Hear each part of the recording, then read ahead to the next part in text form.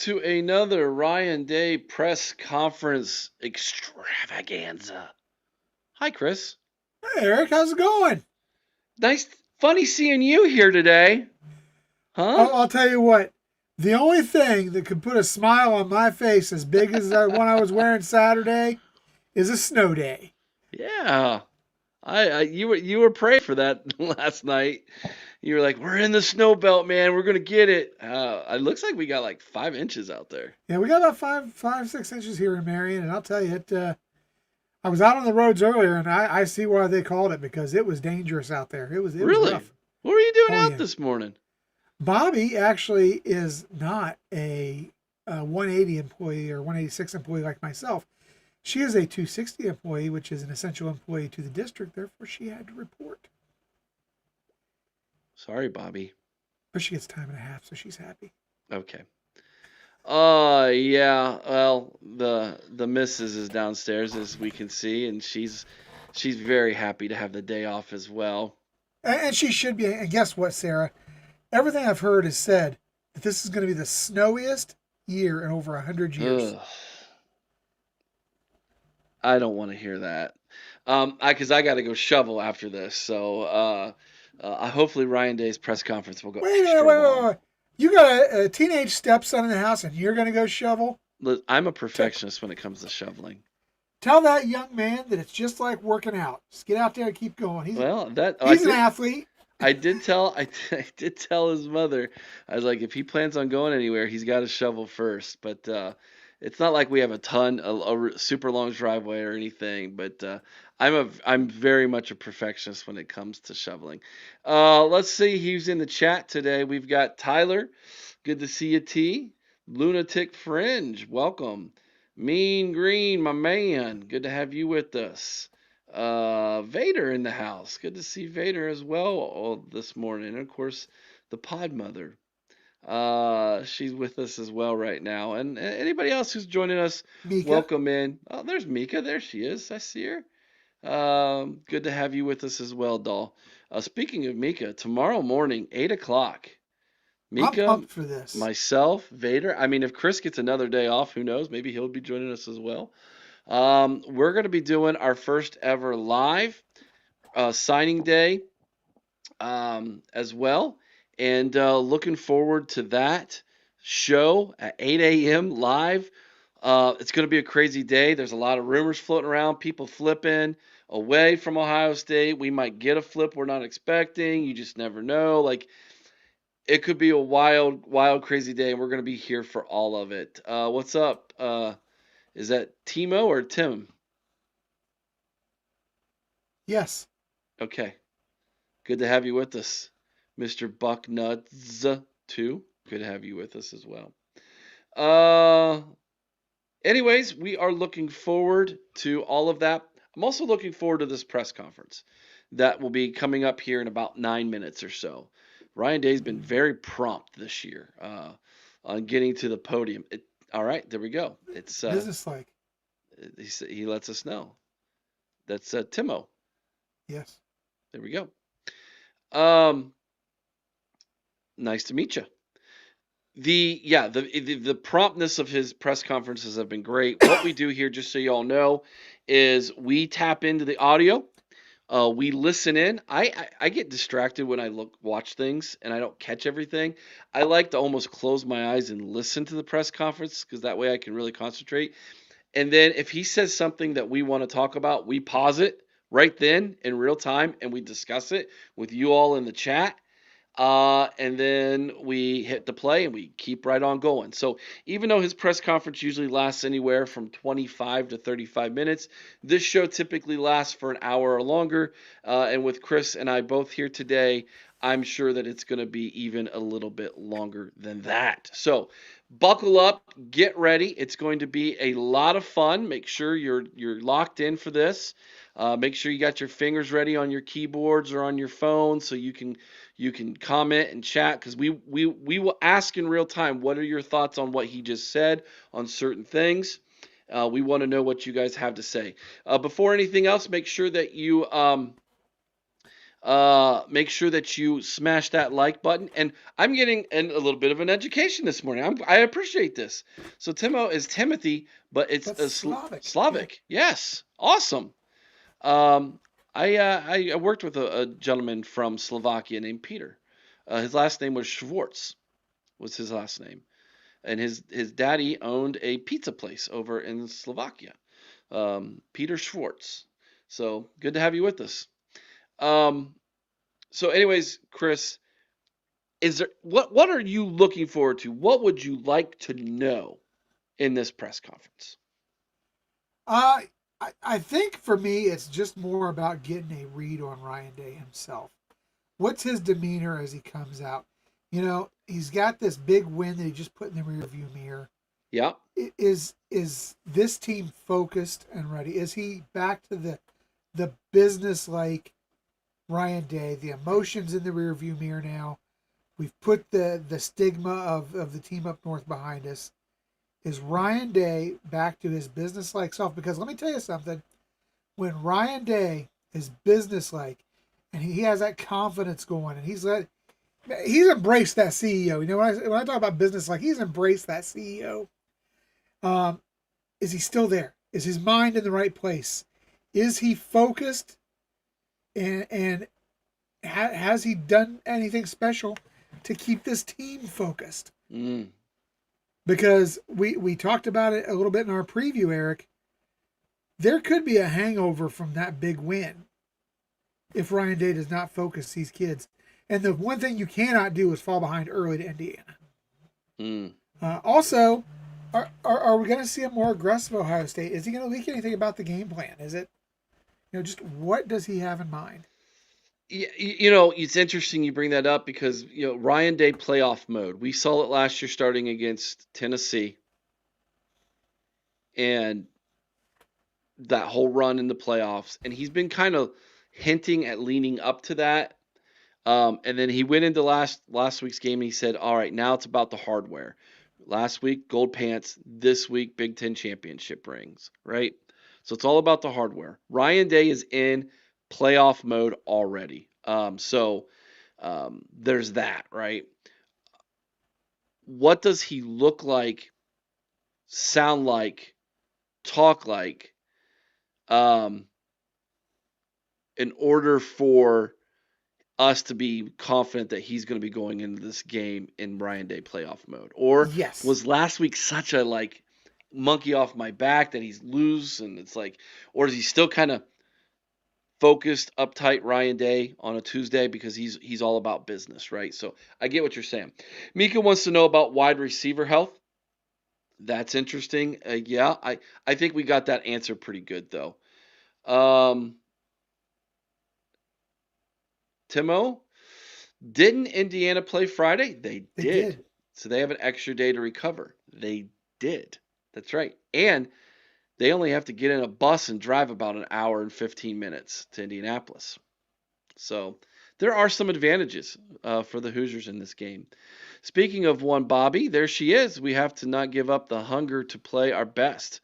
We have to buckle down and keep our boots on the ground and keep digging in. Good to see you, Bobby. I heard the unfortunate news that you did not get a snow day today, but it looks like you're still checking us out on your lunch break. I commend you for that. Thank you very much. Yeah, Mr. Bucknut says this is a statement game. It is, absolutely. There's a lot riding on this game, right? The number one seed in the college football playoff. Big Ten championship. The Big Ten championship. The Heisman Trophy. There's a lot riding on this game, and a 29-game win streak over Indiana. Let's not forget that as well. It's since 1988. That was the last time Indiana beat Ohio State. Was 1988. I was 7 years old. I'm old enough to be a grandfather almost. I have a senior in college. I'm not even going to talk about my age, so you just keep going. I gave you that space. I gave you that space, and you were like, I ain't taking it. I ain't taking it, Bogsy. All the Bogsy. salt and pepper I got going down here, I can't do any stones. I mean, look, I'm worse than you, man. Oh, no. I've just trimmed mine way down. If it was out like it normally is, all bushy and all, it would be just like all salt and peppery and growing in all white trashy over here. And What are you calling me white trash for? Look at no, I would be like that. Yeah. Oh, You well, almost look like you're painted on like Sharon. Oh, whoa! Sure.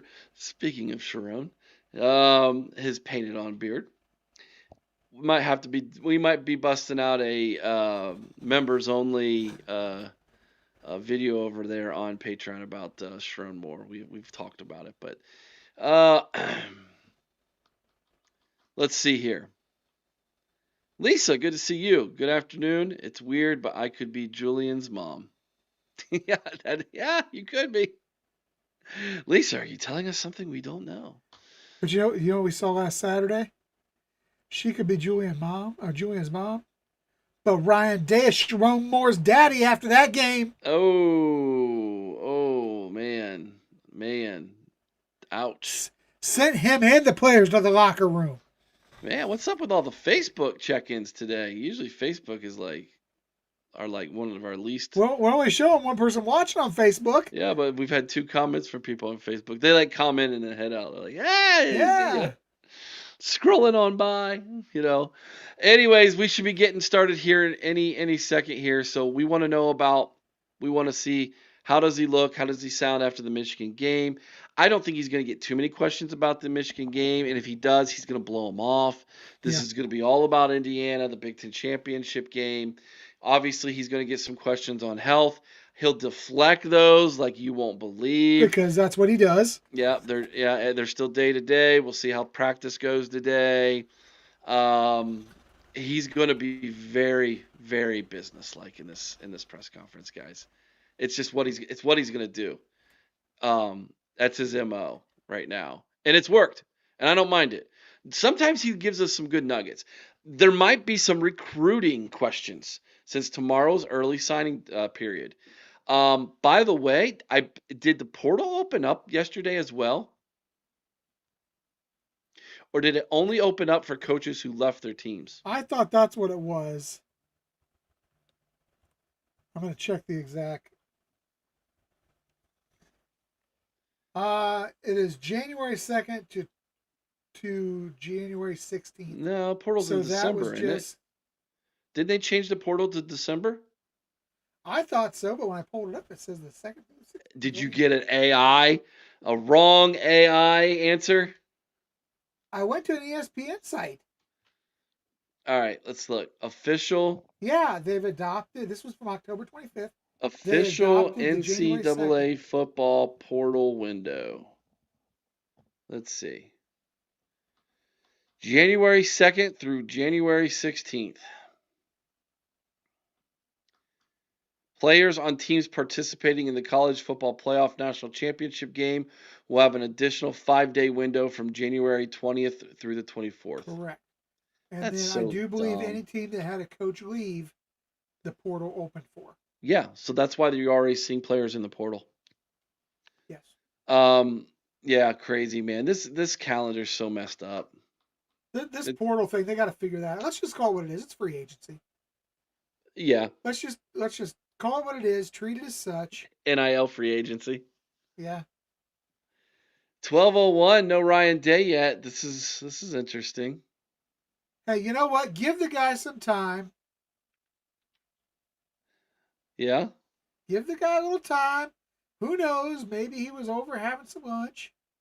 Oh, well, maybe. Oh, well, here he is. We're going to get this started, guys. Here we go. Are you all ready? Let's transition our screen over, Chris. This is how it looks. All right, so there you go. Making sure we're all good. Audio's good. All right, Chris. Here we go, buddy. Make sure my volume's turned all the way up, too, for everybody. I know sometimes it's hard to hear. You don't have to really worry about those things, and now we can kind of morph into what we want to be rather than what we need to be. No, I just think it just depends on the game plan and what the opponent has and making sure we're playing complementary football. And so I guess, when I said that, I meant like, when you need to do something, you have to be able to do it. If you need to run the ball like we did at the end of that game, we got to be able to do it. If we need to throw the ball 40 times, we have to be able to do that. If we need to go tempo, we got to do that. If we need long, sustaining drives and control the clock, we need to be able to do that. I think that's the point. And so up until this point, we've done what we need to do to win, and that's the bottom line, and that's what it's got to be this week as well. But we're not just all of a sudden going to change because of where we are, or I mean, the weather conditions, don't get me wrong, do play into it, but a lot of it had to do with the fact that we were just up by 2 scores and trying to make it a 3-score game late in the game, and we continue to churn out yardage and eating up clock. And as that clock's ticking down, you're saying to yourself, we can make it a 3-score game here, it's going to be hard for them to come back and win. And so that was the right thing to do at that time. Coach, when you look at Indiana, what jumps out? And are you surprised how quick they've been able to build a program over there? Well, the first thing that jumps out to me is how hard they play, how well they're coached. They play fast. They're explosive team, and just watching them on film, they're run through everybody. I mean, they're just the scores and the way that they play. They're very efficient. And really have done a great job. Yeah, to your point, I think they're in Coach Cignetti's ability to get this thing turned around. And look at his record the last 2 years since he's been there. And a lot of people make comments about what he said about Google him, but yeah, Google him. Look at what he's done. I got a lot of respect for what he's put on the field and what he's done. And so these guys play really, really hard, and this is going to be a huge challenge for our team. I mean, this is a really good team, and it's going to be a great atmosphere. I know our guys are looking forward to it, going to Indy. It's been a long time since we've been to Indy, too long. And so, we're going to win the game, and a great opponent. So we got to have a great week of preparation, great focus, and we got to go put it on the field Saturday night. Chris, apparently Ryan Day Googled Kurt Sinegdi. Yeah, that's what it sounds like to me. I wouldn't waste the time. Oh, come on, man. He also mentioned how fast Indiana plays. We were talking about that this morning as we were pre-recording our Ohio State versus Indiana preview, about how many more plays per game Indiana runs than Ohio State. They like to go tempo. They like to score as many points as possible. A very, very Oregon-like, I would say, as far as the style of play that they play. So yeah, he saw all of those things as well on film, everything that we were talking about, and he brought that up. But I thought I got a chuckle out of that. He apparently Ryan Day Googled Kurt Cignetti. Some Michigan person. Some Indiana person, excuse me, is going They're to all make. the same. They are right now.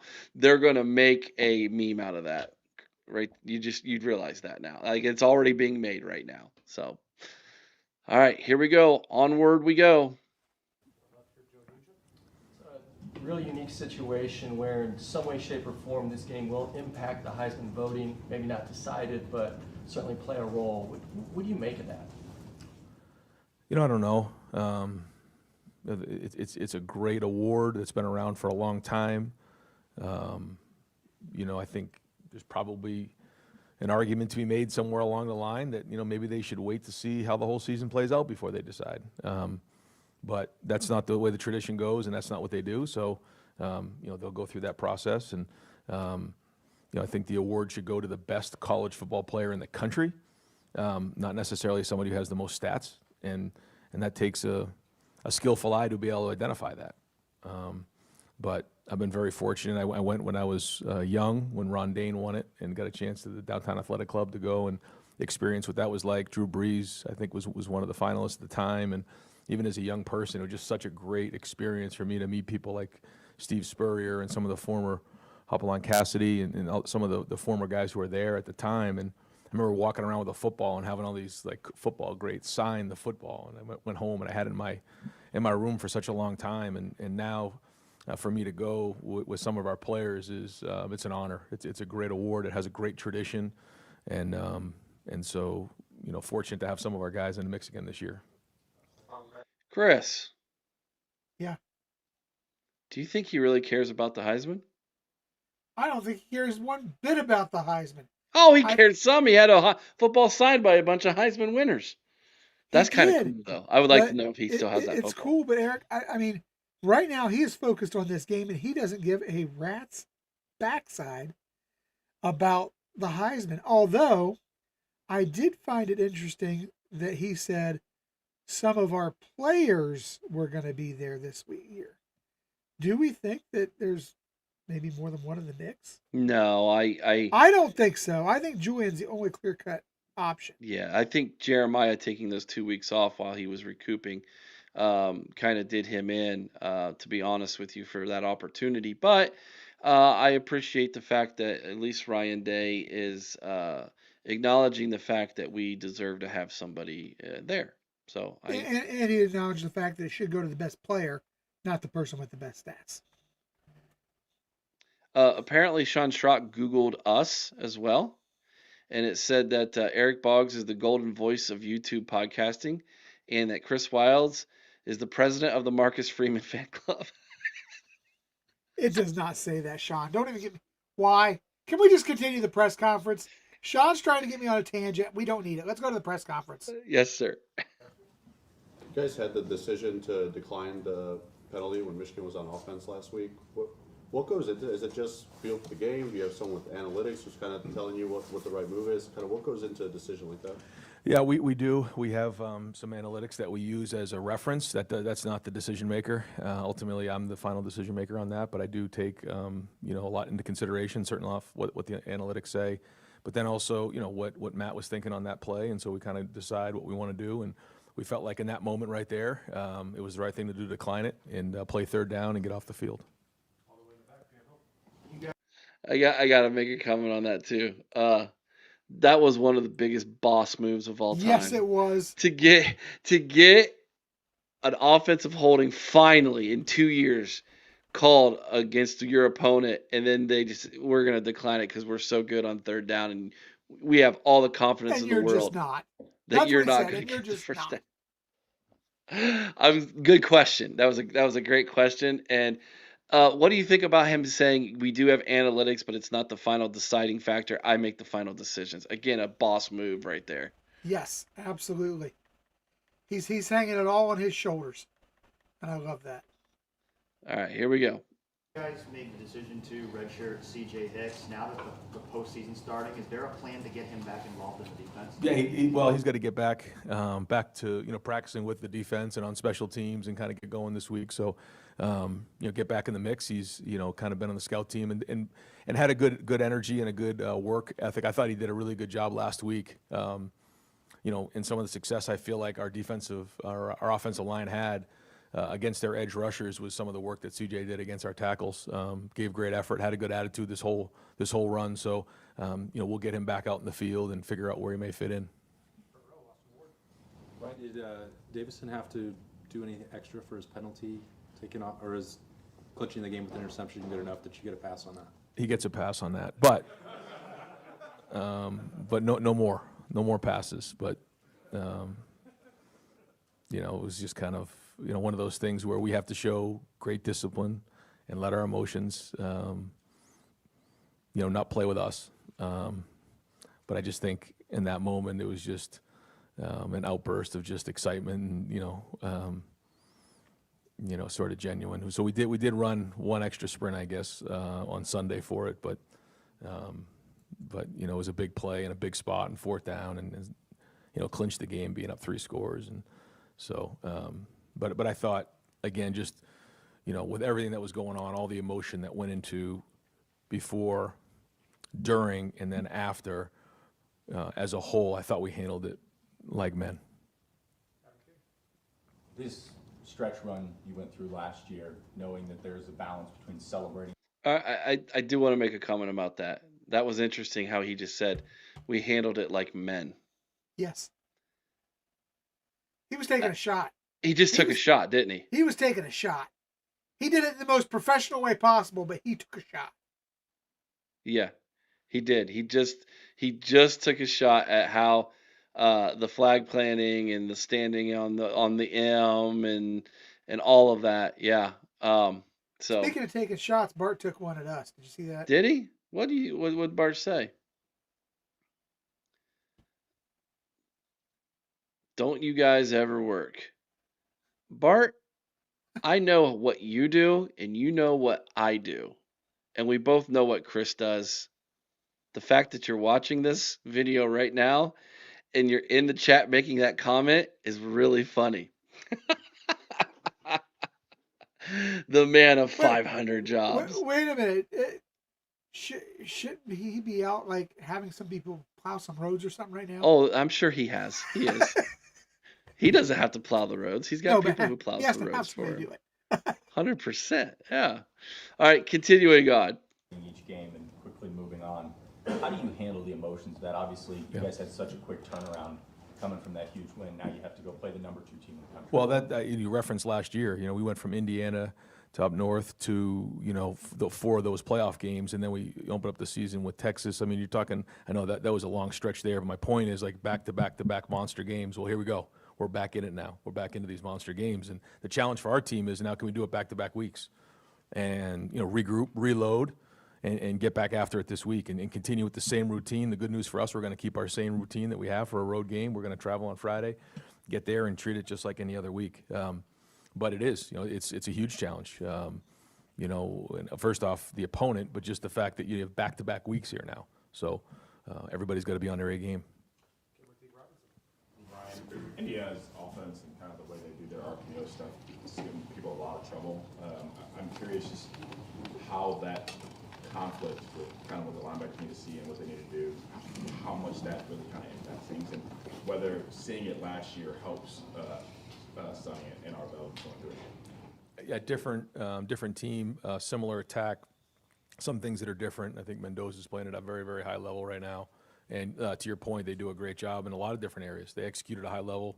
The RPOs are a big part of what they do. They put a lot of players in conflict, run-pass conflict. That's what an RPO is, run-pass option. And so it forces guys to play it straight where if you're running the ball and just throwing drop-back pass, it's a lot easier for, like you said, the linebackers to recognize run, I'm playing the run, pass, I'm playing the pass. This one here puts those guys in conflict, and they do as good a job as anybody in the country at running those plays.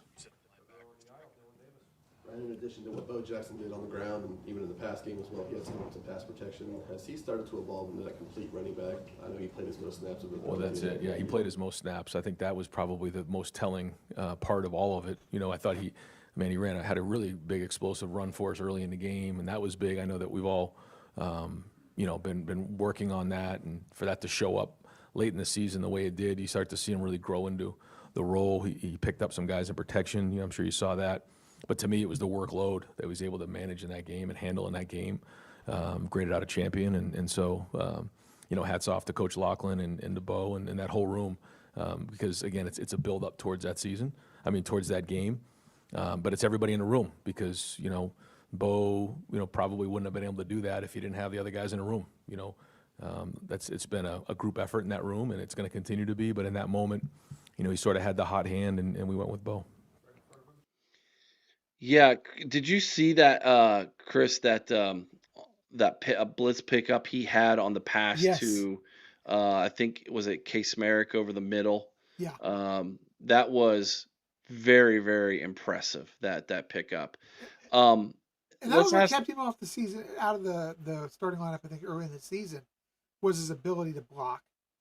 Yeah, That's something that I think has really been enhanced over the course of this season. yeah. Farrah with the comment, doesn't that sum it up? We handled it like men. Absolutely, that was from earlier. Bart's informing us that he's actually on his lunch breaks. Thanks for including us on your lunch break. No, we're good, Sean. No need to throw the Bartman out of the club. So let's talk a little bit about Bo Jackson, everybody. Huge game against Michigan. Sometimes when you're a freshman, you don't realize you shouldn't be doing the things that you're doing, right? The moment isn't too big for you because you don't realize how big the moment actually is. Right. Because it's the first time you're doing something. And to have that kind of game on the road in Ann Arbor and then having to turn around now and having to do it in a Big Ten championship game in a dome. By the way, first time we've played indoors all year. It's kind of a huge moment for Bo Jackson. Where are you at in your headspace right now, Chris, when it comes to Bo Jackson and this running game? He is hitting stride at the right time. He's gone over 100 yards in 4 of the last 5 games. And he did it against a couple of decent run defenses. Michigan, a very good run defense. Penn State, a pretty decent run defense. So he's put up the 100 plus on some decent defenses. I think he's just hitting stride. As we saw, he's learned how to block. He's learned how to do the blitz pickup. I think we may see the best yet over the course of this Big Ten title game and the playoff run of Bo Jackson. I'm going to tell you right now, I look for Bo Jackson to average 100 yards a game moving forward every single game. How many a game? Run. Over 100 a game. Okay. Every single game through the end of this run. Mr. Bucknuts, man, he predicts 120 yards for Bo. I predict 120 yards for Bo, rush for 117. That must have been last week. I almost nailed that. You add the passing yards into that, my man, he had a great day. They said the Buckeyes were one-dimensional. Buckeyes been killing it on the ground as of late. Yes, they have. 100%. That is an accurate statement. Excuse me. Lisa has a question for us real fast before we continue on with the press conference. Do you think we are going to ban Michigan flags from coming into our stadium? I hope not. That's awful weak if we do. That's weak. No, that just makes us what they say they are. I think we should ban them from being planted on the 50-yard line because we beat those butts every year. How about that? Yeah. You want to keep the flags off the field? Whoop that butt.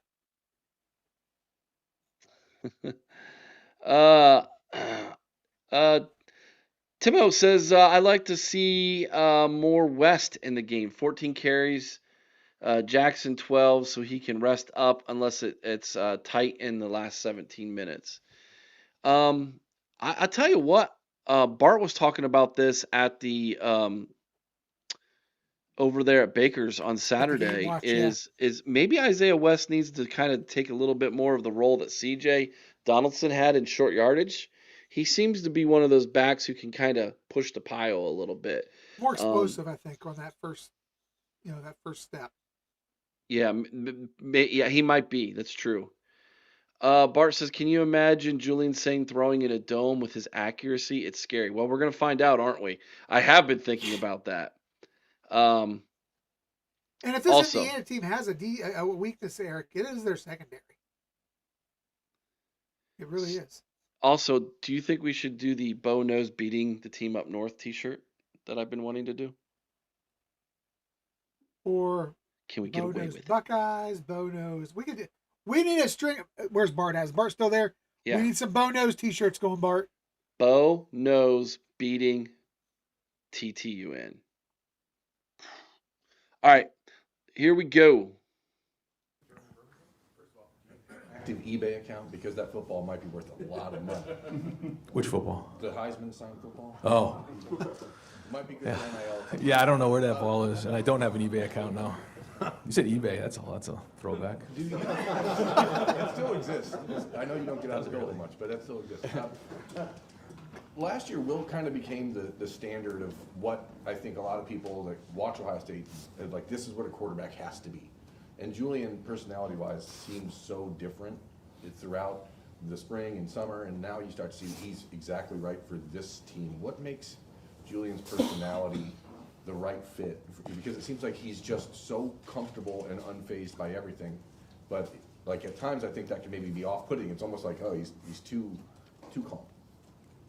Well, I think as a quarterback, one of the things you have to do is that there's certain things that are non-negotiables. And then there's certain things that you have to make sure that you're doing that's authentic to you. You know, I think it's sort of like maybe being a head coach, you know. But for a quarterback, I mean, the first thing is you have to have command. If you don't have command of everything that's going on, if the guys in that huddle don't know that you know exactly what's going on, then it's just, you lose trust. And so that competency is like really high level. He's very intelligent. And that's one thing that he probably got a chance to watch with Will. Both he and Will, like the minute they walk in that huddle, everybody in that huddle knows that this guy knows what's going on. He's watched his film. He's done his preparation. You know, some of these calls that we have are long calls, and he rips them off. And like, I get more fired up sometimes about the play call when we break the huddle than anything else. I mean, he does a great job with that. And he has his routine. You watch him. He walks out of the huddle. He gets his mind straight, gets the call, walks into the huddle, gives the information. They break the huddle, and then he has his post-snap routine. And he goes through it, and it's just very methodical the way he does it. But, you know, I think it was written that, you know, that was the first time he'd ever played in snow. It's the first time he'd ever played in that rivalry, you know. And, I mean, that started in the Texas game early on, like you said. You know, first game in the snow, first game in a rivalry game. Was it his first throw or second throw as an interception? Like, and the way he played from there on out was special to me. I just think that he has a good way of just not panicking. He sees it. The ball comes out quick. The guys believe in him, and he has a special talent of putting the ball on time with accuracy. Then again, he made a play with his feet. You know, that was a big third down convert. Like, all of those third down conversions to me were critical. He made some really good throws to keep those drives alive. I think we were like 11 of 17 or maybe something close to that. And you know, he got a couple of those on the sneaks, and he had the scramble, and then obviously the conversions throwing the ball. Then in the red area, you know, that the throw to Brandon at the end of the half was critical and helped, especially winning the middle 8. So that's winning football. But, you know, here we go. We're at it again now, Big Ten championship, so he's got to be on. Like, that game's over with, and he'll learn from it, he'll grow from it, and try to use a lot of that as confidence moving forward, because every time you accomplish these things, you do build confidence, but there's also things in there we got to continue to grow from. A new challenge is coming. My gosh, what an answer. Chris, That was long-winded, man. I'm pretty sure our head coach is in love with our quarterback. And he should be. And he's got this kid another year, Eric. He's just going to continue to develop. I mean, what is the ceiling for this young man? He's already at almost 80% complete, or 79% completions. I think he's 78.9 as we sit today.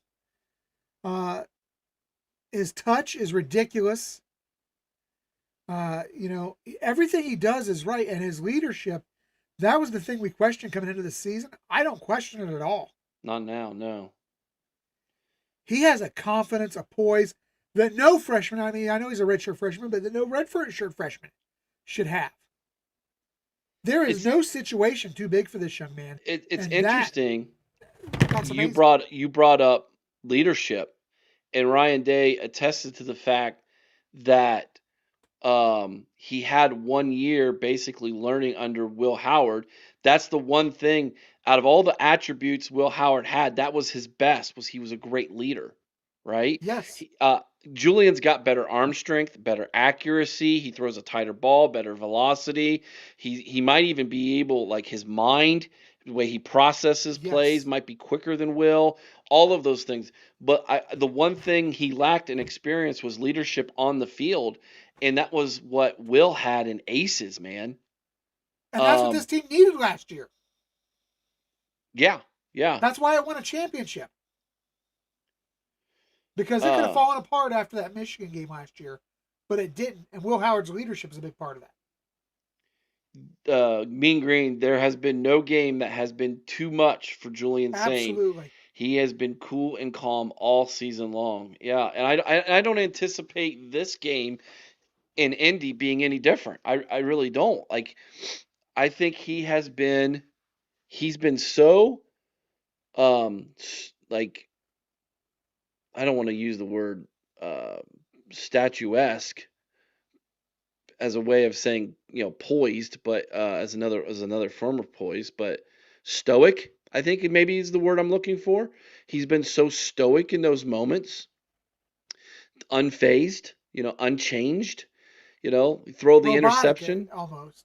Yeah, robotic. Yeah, that's actually, I think that's what Ryan Day said. He's very robotic in his approach to the huddle. And how about Ryan Day saying, I get more excited when we break the huddle after a long play call. That is just, you know, that's wild to me.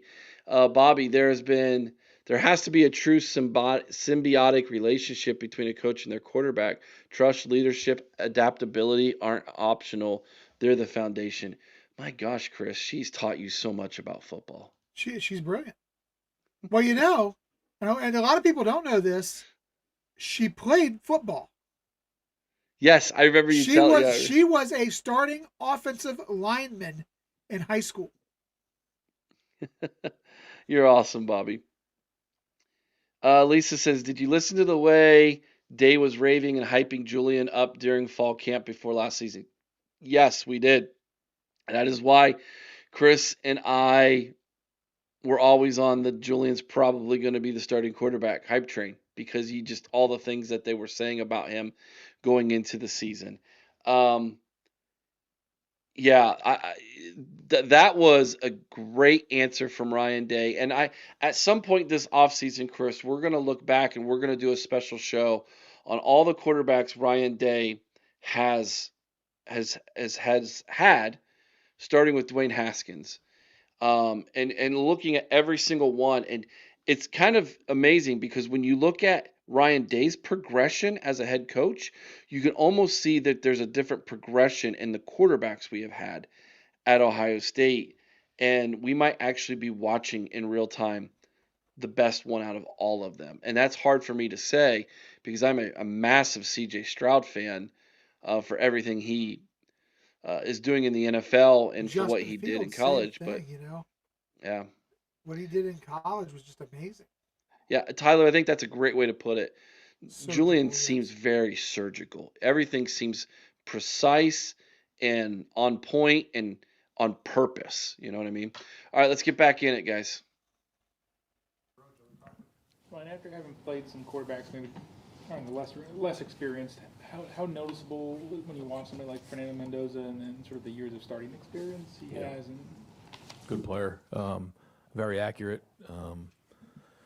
I guess I'll call it sneaky athletic. You know, when you look at him, maybe you don't think dual threat, but he makes a lot of plays with his feet, and you can tell he's very intelligent. He can see the field, and makes good decisions, and plays situational football. So, like you said, a guy who's got a lot of experience, and the game seems to move slow for him when he's out there.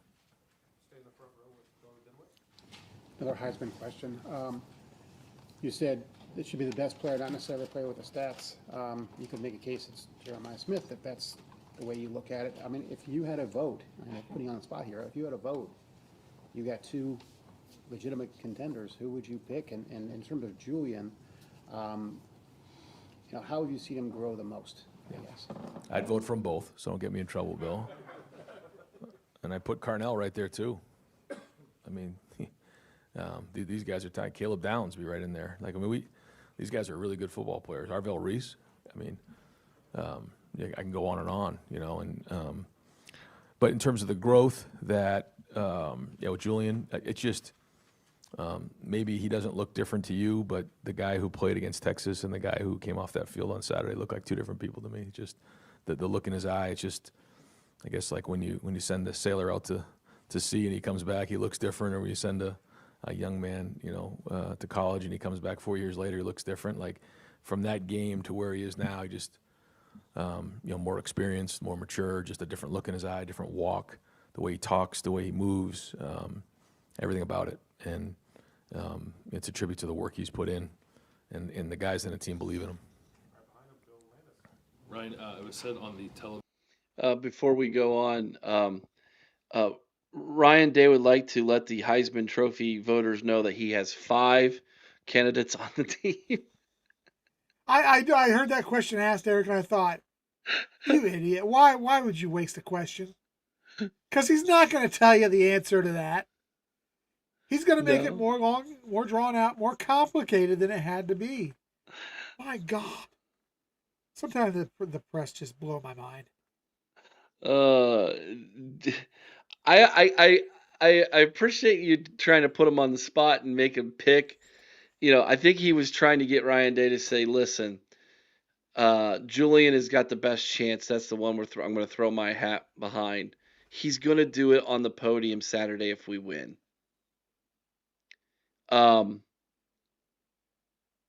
Which makes sense to me.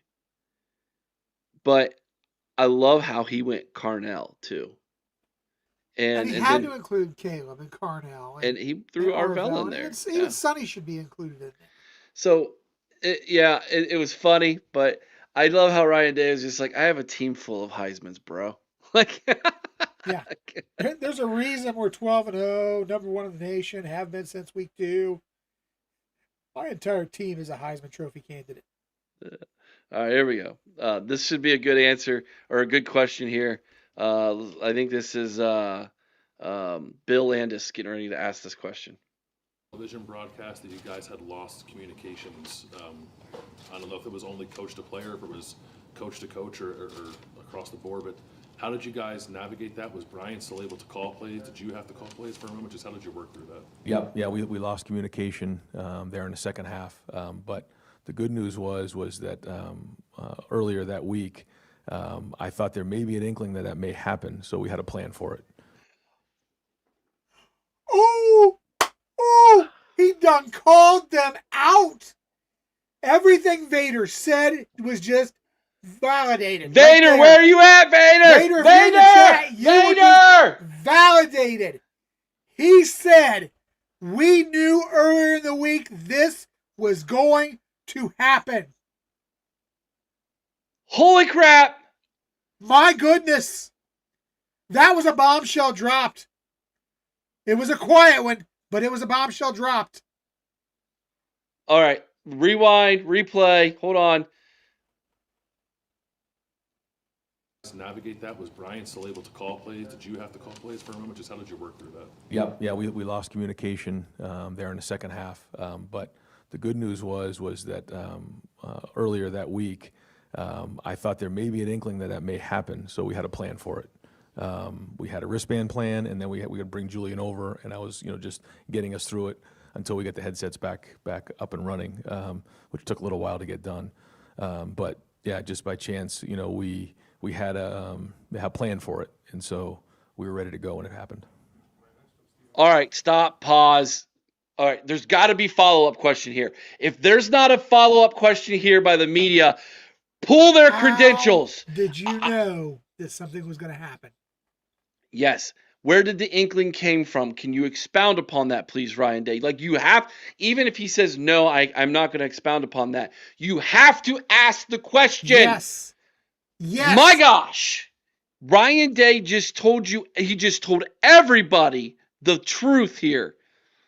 We caught wind of this. They were going to do something like this, and we made a plan to prepare for this earlier in the week. And we knew about it on Patreon before any of it went down because of Vader. Guys, if you don't have your membership to Patreon, that's why you need to go get it right there. Mika's shouting out Vader. My dude. Yes. Chris, OMG. Jim, Godfather moment number 2. Raw Coconut, Vader Damas. My gosh. All right. I'm going to reach through my computer and choke the living life out of whatever reporter if they do not follow up with a question. Here we go. More on Julian. It seemed like the most excited you were during that game was Stephen Means, what are you doing? Stephen Means, you have the opportunity.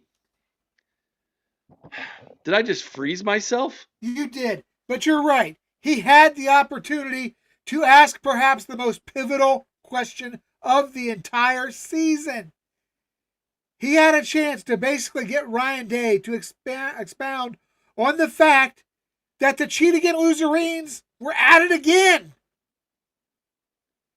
And he let it go. How? Why? Why? Eric, are you still with us? Can you hear me? We can hear you. I don't know what happened to my video here, but I Well, don't want to stop the stream. I was going to say, why don't we continue with the press conference? Maybe your video will pop back up. All right. If not, during they his can first sit and down look at scramble. your beautiful face right now, Eric. Although there was a time in life when you want your quarterback to throw the ball away, but it seems like that's evolved throughout the years. Why did you like that play so much, and what does that show you about your quarterback in those moments where They just don't get it in a moment like that where they have to have Well, it. it's winning football. They did a great job. They brought a boundary blitz. Actually, Julian saw it, picked it up with the protection check, and the line in the back picked it up great. But he didn't quite see the picture great and found himself flush to the right. But when you can make those plays with your feet, like that's winning football. That's how you keep the chains moving. And every first down in every game, but in that game in particular, is a big deal. And so, he was throwing the ball well. But when you can, that's like the X factor when the quarterback can run like that, and he has that ability. And so a big first down. They're all first downs. I mean, all first downs are big in that game, but that was a big one. It kept the chains moving, and it was big for him to get that one. Sorry to interrupt. Inkling? Why did you have that inkling? There it is. Oh, we're just ready for everything. Yeah, you just got to be ready for anything. Okay, and who was it to ask the question? Doug Maurice. No doubt. Doug is the man, dude. We've said that all along. Doug is the man. When it comes to covering Ohio State football, there's none better. Yeah, Stephen Means, what the hell, dude? Come on, man. Do your job. Thank goodness Doug Maurice is still on this beat. And Doug knew that he wasn't going to answer the question, but it had to be asked. Yes, you have to ask the question. All right, let's back it up and do and go and pick it up. You'll hear Doug jump in. But that was a big one. It kept the chains moving, and it was big for him to get that one. Sorry to interrupt. Inkling? Why did you have that inkling? Oh, we're just ready for everything. Yeah, you just got to be ready for anything. And when you go into any big game, you're always trying to put contingency plans in place for anything that could possibly happen. And so, that was in here on Friday, and I think some of the guys in the staff were looking at me sideways, like, "Why would you think that would happen?" I said, "I don't know. We just got to be ready and be ready for anything." It's funny how your mind works.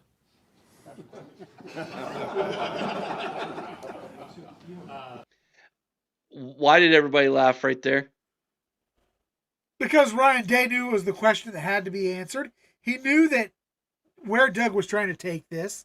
He knew that Doug wanted him to say, yes, we knew Michigan was going to cheat again.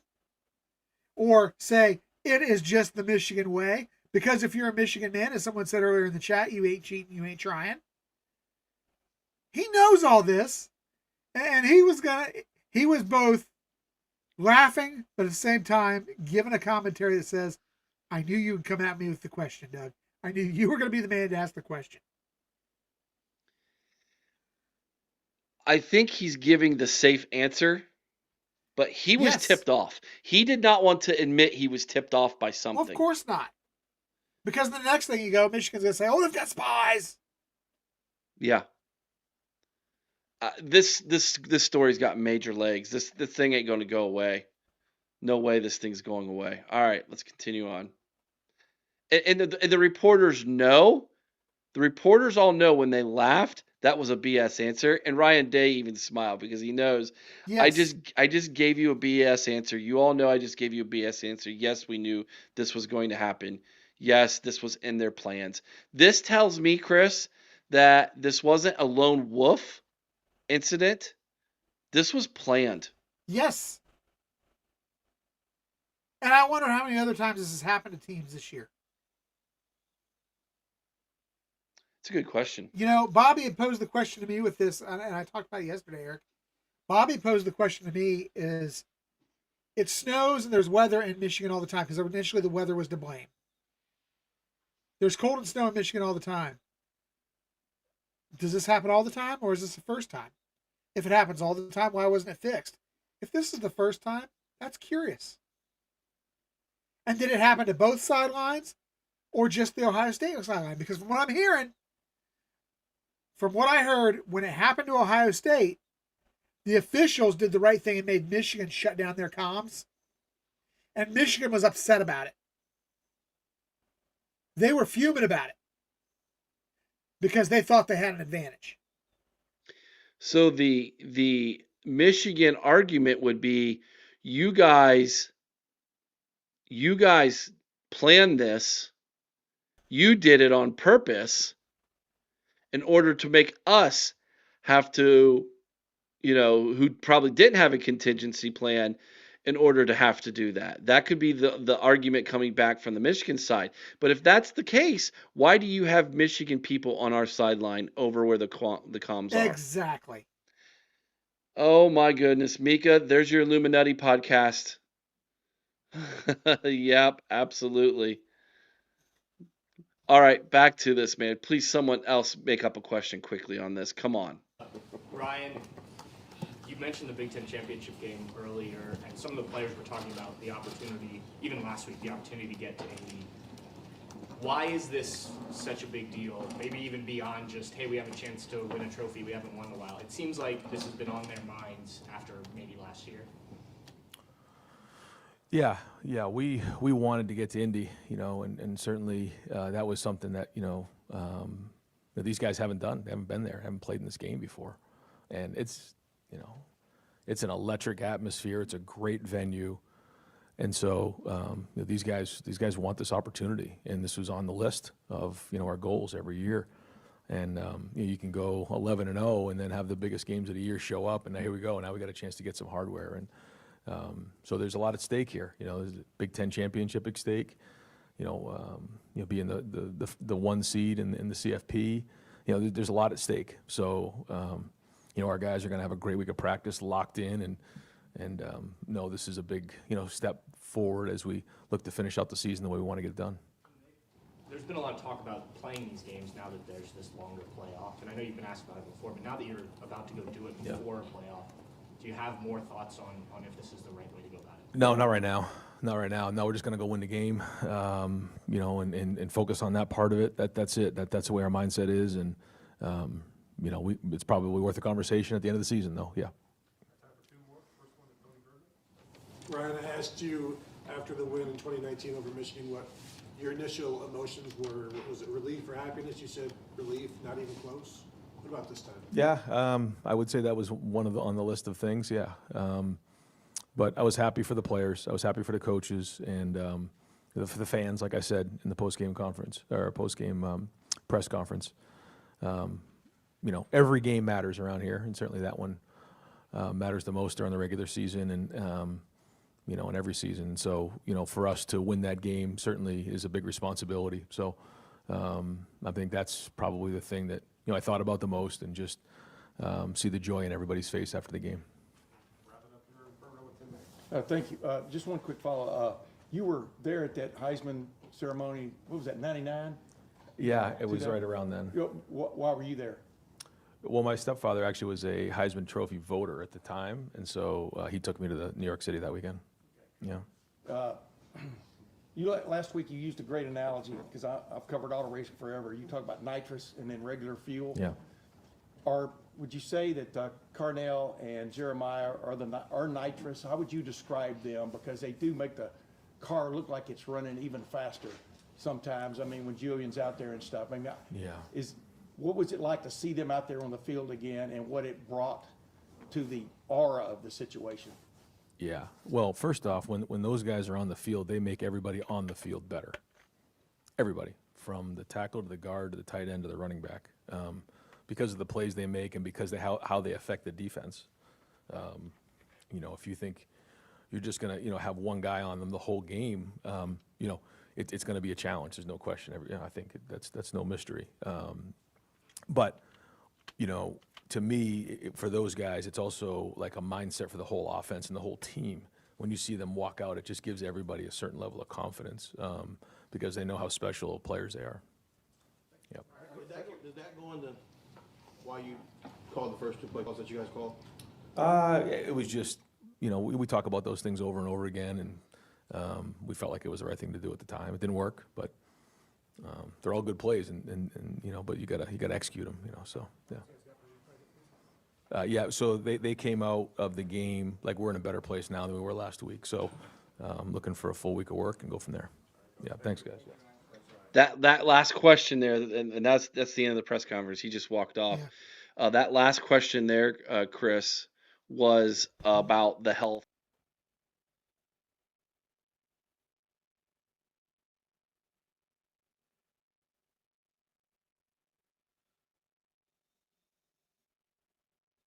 We'll see you in a few there, Nevada Boggs.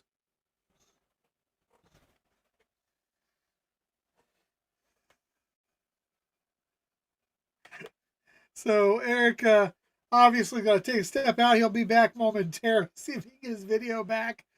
But guys, what do you guys think about what Ryan Day had to say? Because I still have some questions.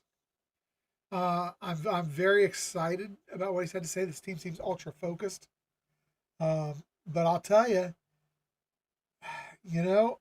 he dropped some bombshells in there. He took some shots. This is a chippier Ryan Day than I think we have ever seen. It is a more confident, more, I don't want to say arrogant, because it's not arrogance. It's just, it's a very outward confidence that we aren't used to seeing from Ryan Day. And I actually love this. I absolutely love it. Tyler says, I'm giving my Buckeye leaf for the game to Buck Vader. Yeah, you know what? He's definitely earned that. You know what? I've said this over and over again, Mr. Bucknuts. They've absolutely lost their blue blood status. They have no right to have blue blood status at this point. We need an award for Vader, absolutely. Guys, like I said, he is by far the best insider in the industry. When insiders want to know, they go to Vader. That's why he is such a, that aside from the fact that he's just such a great guy, is why we are so lucky to have him here. Oh, let's see. Jen, welcome in. You just missed the press conference. So but, apparently my camera's not working, Chris. I don't know if you can hear me. Yeah, we got you, Nevada Bogs. Yeah, apparently that's what I'm going to have to be for the rest of this one. And then I think I have to restart my laptop, and I don't want to do that. So how about we wrap this thing up, Chris? I think we need to jump on this story, dude. I agree. We saw the video break yesterday. This thing has legs, Eric. Yeah.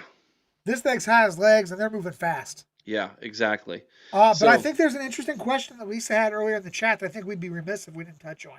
Okay. And that is this. So what, basically? This thing has legs, but what do you think is really going to happen when it's been proven that they've cheated and the NCAA does nothing? Do you think the NCAA steps aside and lets them get away with it a second time?